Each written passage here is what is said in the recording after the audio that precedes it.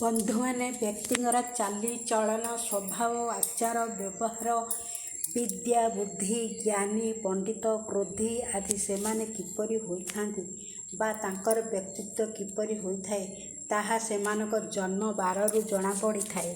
କେଉଁ ବାରରେ ଜନ୍ମ ହେଲେ ବ୍ୟକ୍ତି କେଉଁ ପ୍ରକାରର ହୋଇଥାଏ, ଆଜି ଆମେ ସେହି ବିଷୟରେ ଜାଣିବା। ତେବେ ଚାଲନ୍ତୁ ଜାଣିବା ସେହି ସମ୍ବନ୍ଧରେ।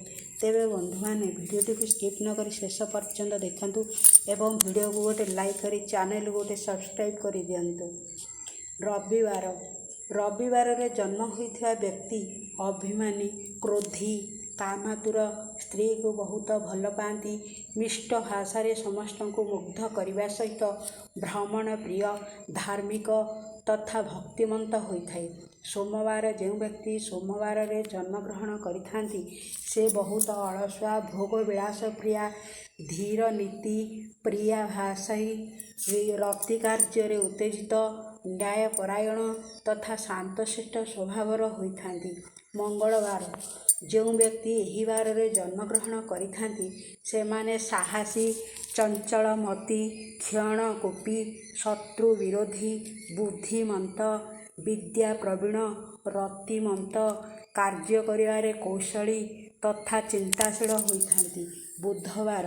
ଯେଉଁ ବ୍ୟକ୍ତି ଏହି ବାରରେ ଜନ୍ମ ସେମାନେ ଗଭୀର ଚିତ୍ତରେ ଚିନ୍ତାଶୀଳ, ନ୍ୟାୟବନ୍ତ, ଗୁଣୀ, ଅତି ଚତୁର, ଭୋଗବିଳାସ ପ୍ରିୟା, ଧର୍ମ କାର୍ଯ୍ୟରେ ଆଗ୍ରହୀ, ଅନେକ ସ୍ତ୍ରୀ ସହିତ ସମ୍ପର୍କ ରଖିଥାନ୍ତି। ଗୁରୁବାର। ଏହି ବାରରେ ଜନ୍ମିତ ବ୍ୟକ୍ତି ବହୁ ଗୁଣର ଅଧିକାରୀ ହୋଇଥାଏ। ସେ ବୁଦ୍ଧି ବିଦ୍ୟାରେ ବିଚକ୍ଷଣ ହେବା ସହିତ ପଶୁ ପରି ସ୍ୱଭାବ ଦେଖାଇଥାନ୍ତି। ଧାର୍ମିକ ଓ କ୍ଷମାବନ୍ତ ମଧ୍ୟ ଅଟନ୍ତି। ଶୁକ୍ରବାର। ଯେଉଁ ବ୍ୟକ୍ତି ଶୁକ୍ରବାର ଦିନ ଜନ୍ମଗ୍ରହଣ କରିଥାନ୍ତି ସେହି ବ୍ୟକ୍ତି ନୀତି ନିୟମକୁ ମାନି ଚଳନ୍ତି। ସେ ପରୋପକାରୀ, ଭ୍ରମଣ ପ୍ରିୟା ଏବଂ କାମବିଳାସୀ ହୋଇଥାନ୍ତି। ଶନିବାର। ଯେଉଁ ସବୁ ବ୍ୟକ୍ତି ଏହି ବାରରେ ଜନ୍ମ ହୋଇଥାନ୍ତି ସେମାନେ କ୍ଷଣକୋପୀ, ଚଞ୍ଚଳମନା, ବହୁତ ଅହଙ୍କାରୀ, ତାମସିକ ବିଦ୍ୟାରେ ପ୍ରବୀଣ, ପର ଧନରେ ଲୋଭ ତଥା ଯଶସ୍ୱୀ ଅଟନ୍ତି।